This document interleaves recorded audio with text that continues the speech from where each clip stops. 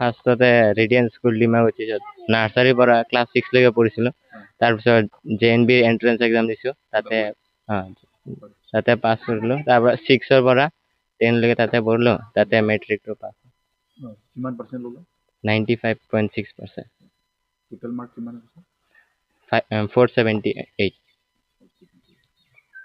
মানে এগ্ৰিগেট হিচাপে 570 হয়। এইটো মানে যিখিনি ইলেক্ট্ৰিক ছাবজেক্ট অল্টাৰনেটিভ সেইটো ধৰা নাযায় আৰু। এতিয়া কি হ'ব ইচ্ছা আছে? ইঞ্জিনিয়াৰিং।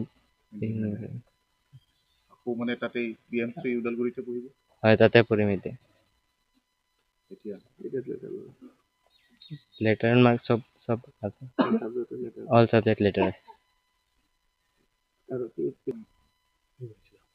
ভালে পাইছিলোঁ, ভালে পঢ়া শুনাত ভালে হেল্প কৰিছিলে। কিতাপ চিতাপ সিহঁতে কিনিছিল, যিকেইটা এডিচনেল কিতাপ লাগে, গাইড বুক আৰু বাকী বুককেইটা। আৰু একো নাছিল, পঢ়া শুনা ঠিকে আছিল। আপুনি কেইটা তাতে হোষ্টেলত এনে টাইম পায়, এনে 6টাৰ পৰা 8:30লৈকে এনতে পঢ়িবলৈ দিয়ে। তাৰপিছত ডিনাৰৰ পিছত নিজৰ ইচ্ছা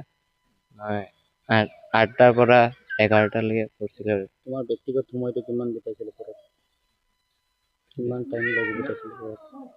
এনে 3-4 ঘণ্টা দিনত এনেকৈ সেল্ফ ষ্টাডিতে। নিজৰ সেল্ফ ষ্টাডি 3 ঘণ্টা 4 ঘণ্টা দিনত কৰিছিলোঁ। কনফিডেন্স কেনেকুৱা আছিলে তোমাৰ মানে ৰিজাল্ট লৈ? ভালে আছিল, 93 আশা কৰিছিলোঁ আৰু যে এক্সামৰ পিছত ভাবছিলোঁ 93% পাম বুলি। 2% বেছি। অনুভৱ কেনেকুৱা লাগিছে? ভালে লাগিছে। এই কৃতজ্ঞতা মা দেউতাৰ হাত আছে আৰু বাকী টিচাৰৰ হেল্প আছে। আজি খেতিয়কৰ শিক্ষকে সহায় কৰিছে, মা দেউতাই ইমান পঢ়া শুনা নাই যিহেতু শিক্ষক। আমি গম পাইছিলোঁ মা দেউতাৰ একেবাৰে পঢ়া শুনা নাই, এইটো কিমান দূৰ সত্য? এইটো সত্য হয়। মই যিমানখিনি পঢ়িছিলোঁ নিজে আৰু টিচাৰৰ দ্বাৰা। দেউতা খেতি কাম কৰে। সেই বিষয়ে কৈ দিয়াচোন। দেউতাৰ কাহিনীটো অলপ কৈ দিয়া। দেউতা সৰুৰে পৰা পঢ়া শুনা নাই। দেউতাক বহুত ধন্যবাদ, যিহেতু খেতিয়কৰ ল'ৰা, বহুত কষ্ট কৰি দেউতাক পঢ়াইছে। অকল ধন্যবাদেৰে দেউতাক হৈ যাব নেকি?